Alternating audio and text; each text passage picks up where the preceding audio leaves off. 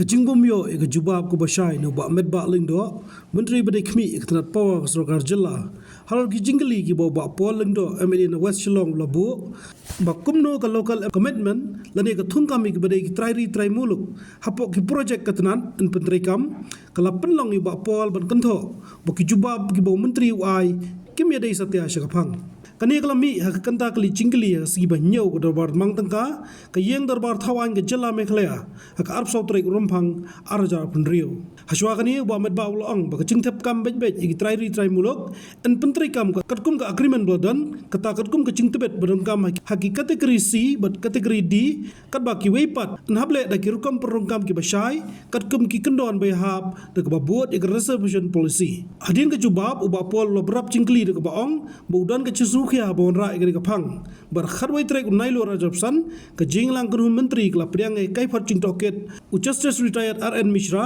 ka ba kadawi ching ko trikam MECL ba kitna chungka kumta ko bantep ba kom pentri kam ka ba kumno labu ban penting na ba yo kam ki trai mulok en penbiang bat pej bnia da kitnan ubamet ba loong ba ki employment commitment ba ki ladio kam ki hydropower project nak benta ki longyeng ki shakta ki project la karshan da ki policy bar ka hok ban yo bailuk ha kachikshim chaka katkum ka ak arja khalai nagani ba pol la banrab yang i jingli ju ya ka ba met ba ulo juba biang ha chingshim khando ba kilong yang ka bishakta ha bon ra ki project kadai nagani ka juba ba pol kantho ba kum menteri krat chini satai ba khlam juba katkum ka phang ba loong ba toi ka meghalaya industrial and investment promotion policy arja saw la pentri kam ne em da katran haba juba ubamet ba loong ba kadai haoj ba ba pol la kli ki managerial but non managerial category la pentri kam ne em ya ka ba menteri loong ba la pentri kam hadin gani la kini penjubab du menteri rang ba nang tau ba met ba ha bo loong ba ki policy menteri kam katkum ki kendon ki balabu. Mr. Speaker, sir, answer to start question 137A. Sir, the local direct employment shall be operationalized in accordance with the provisions of the agreement entered into with project affected families, subject to the availability of requisite skills and qualifications, particularly on the category C and D positions. For other categories of employment, recruitment shall be undertaken through an open and transparent process in accordance with the applicable rules and regulations, including the Meghalaya reservation policy. In addition to direct employment, projects is expected to generate indirect employment opportunities during the construction and operational phases, such as engagement in contractual works, site labor, and allied activities, thereby contributing to livelihood opportunities for local population. B. Sir, the monitoring mechanisms in respect of local employment commitments shall primarily be implemented by the project developer. The same will be subject to review by the state government to ensure adherence to agreements. C. Sir, in cases of non-compliance with agreed commitments, appropriate action may be taken in accordance with the provisions of the relevant agreements and applicable laws. Your supplementary question, please. Thank you, sir. My fundamental concern in bringing this question is the rapid deterioration of the MECL as an organization. So on the 11th of September 2025, the Cabinet had formally accepted the report of an independent inquiry committee headed by retired Justice RN Mishra, which flagged several serious deficiencies in human resource management as a systemic failure within the MECL and its 3 subsidiaries. Now, in view of the reply of the Honorable Minister, may I know what framework has been put in place in order to ensure that local employment is optimized and that this is continuously being monitored by the department.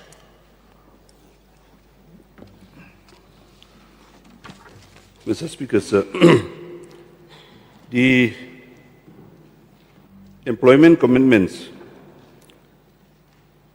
and employment opportunities in hydropower projects for project-affected families are supported by both by the Hydropower Policy 2008 and Right to Fairness, Compensation and Transparency in Land Acquisition, Rehabilitation and Resettlement Act 2013.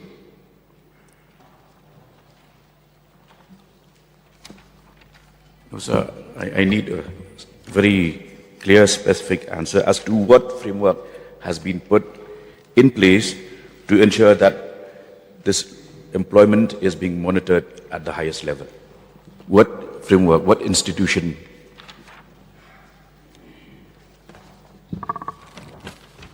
Sir, with regards to the monitoring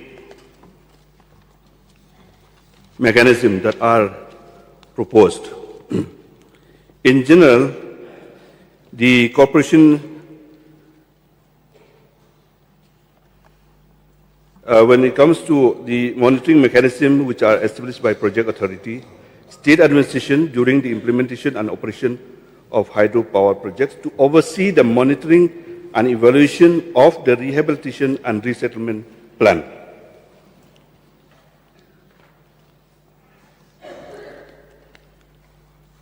So, the mechanism focused primarily on land acquisition processes and socio-economic well-being of project-affected families. The framework includes both internal and external oversight to ensure effective implementation and compliance with statutory requirements.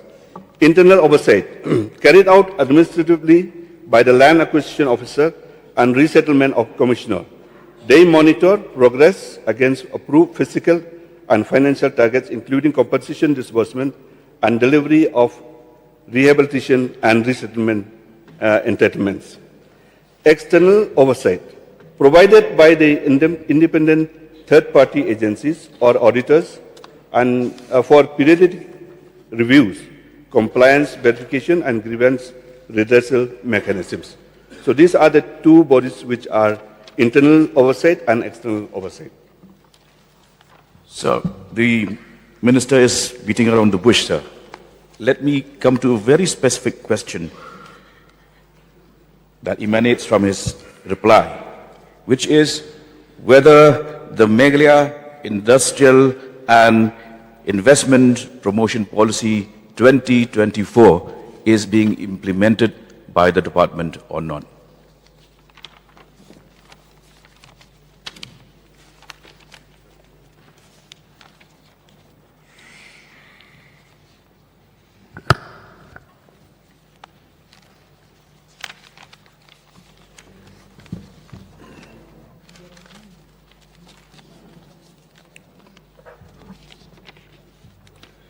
Sir, the question raised by an honourable member, yes, sir. In that case, whether the two categories, the managerial category and the non-managerial category, are both being implemented. Yes, sir. As per the reply to the principal question, sir, that in the A, I have already mentioned about this. So, where non-managerial posts are concerned, there is provision for 90% reservation for local domiciles. And for managerial posts, there's a provision for 50% reservation for local domiciles. Are both of these being strictly adhered to or not? Yes, sir. Sir, if I may just supplement. Sir, the projects will obviously be followed under the Investment Act, but these are conditions as per the subsidies that are provided. So it is applicable to companies that approach the government in terms of the different subsidies that are there. And as they apply and as they register with us, these are applicable. So it is on a case-to-case basis. But yes, sir, in general, this particular policy will be applicable to all projects that are there that applications come into the MIPA, sir. So, as of March 2025, approximately 255 sanctioned technical posts remain vacant in the MEPDCL alone. Whether steps have been taken to fill up these vacancies? Mr. Speaker, sir, the principal question is subject to the local employment commitments on the power projects only, sir. So for that, I don't have the information with me right now, sir. I require notice. 5 supplementary questions are over. Honorable Lindo, please. Sir, may I know from the Honorable Minister, how many JE were promoted to the post of EE in the most recent recruitment exercise? So again, I would like to, I will not shy away for giving the answer to that, but I don't have the information, sir, because the principal question refers to the local employment commitments on the power projects only, sir. So these are the information that are available with me. For the supplementary question raised by the honourable member, I don't have the information, sir, right now. So I require notice. One more, sir. May I know from the Honorable Minister, when will the process of filling up all vacancies be reinstated? Filling up all the posts, sir, if I can, the honourable member can repeat the question, please. When will the process of filling up all vacancies be reinstated? Sir, as far as filling up of vacancies, this is a continuous process of the corporation from time to time. So I know what exactly the honourable member wishes to ask, but again, I would like to repeat here that the principal questions, which is confined to the employment commitments only, as I mentioned, sir. So for that, I don't have any answer right now, sir. Perhaps I require notice. Barden, please. Sir, may I know from the Honourable Minister, in view of the decision of the government to outsource the lower rank category in the MECL, may I know whether what will be the consequence as far as this employment commitments of the department is concerned?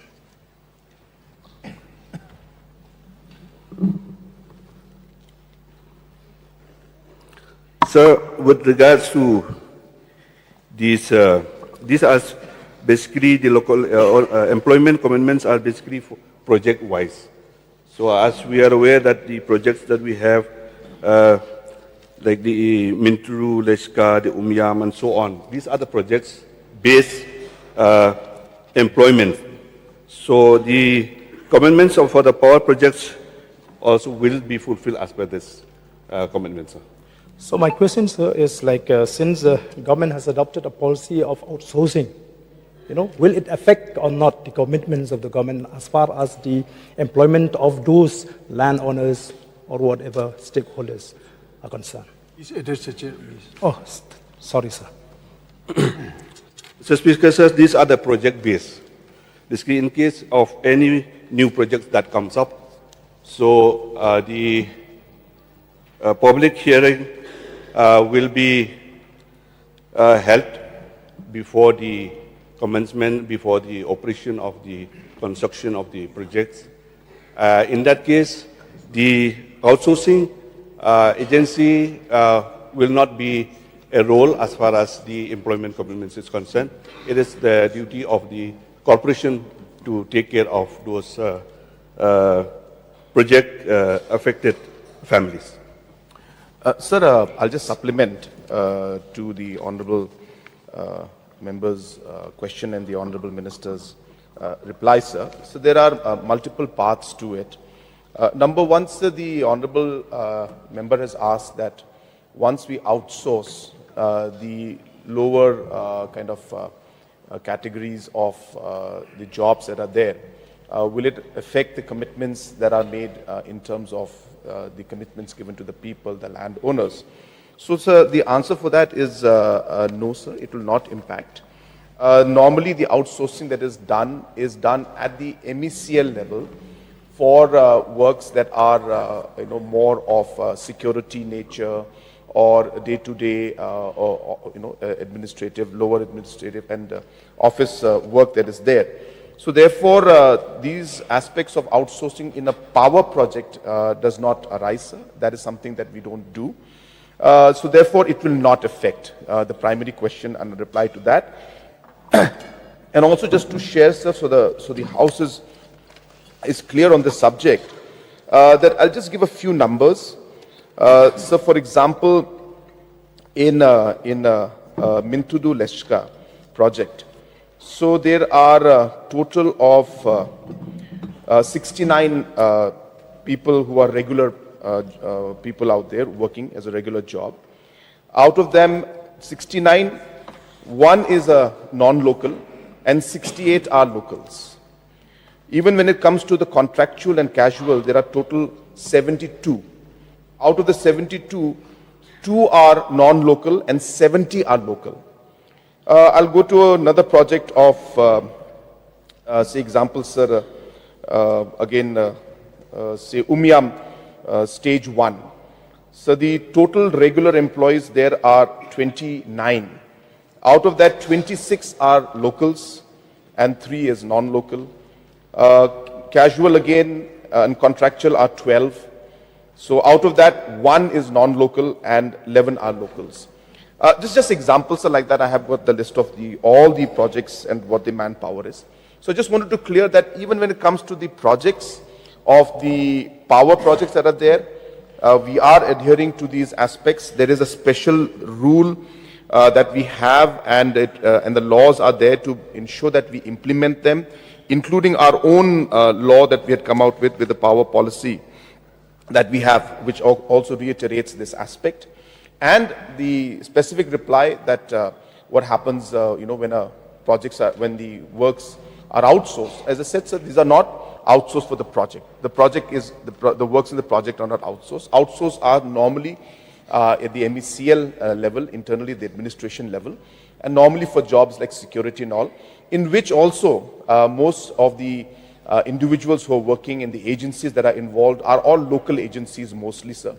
And most of the jobs in that also is given to our local boys and girls, sir.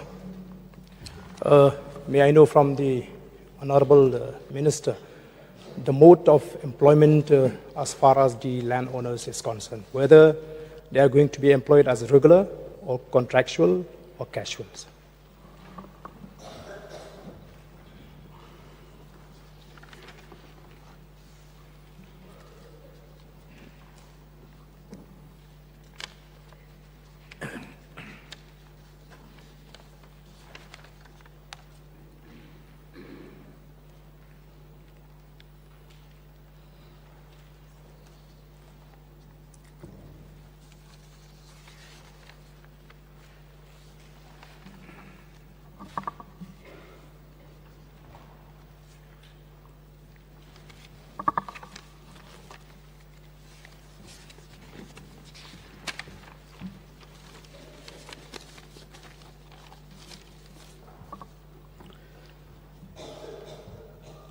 Sir, the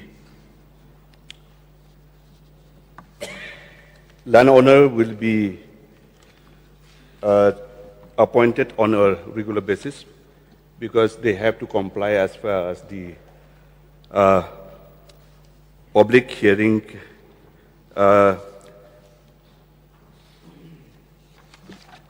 done by the district authority when it comes to those landowners' employment is concerned, sir. Sir, I think I'm confused, sir.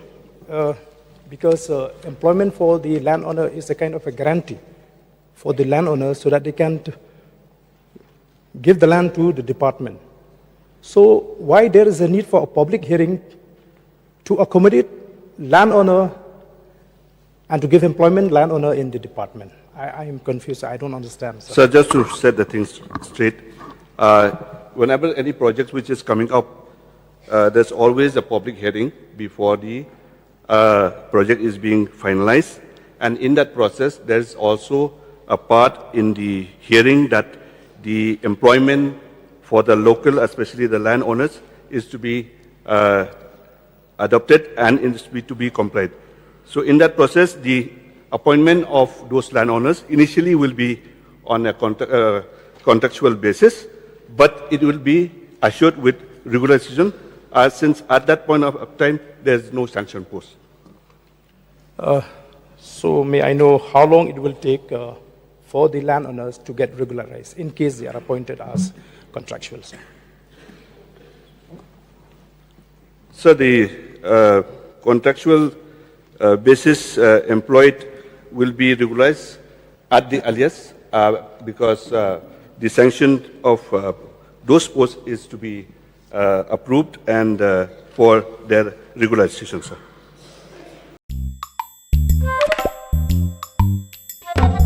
Habatin, pej bahagi kishap, kashap plus F.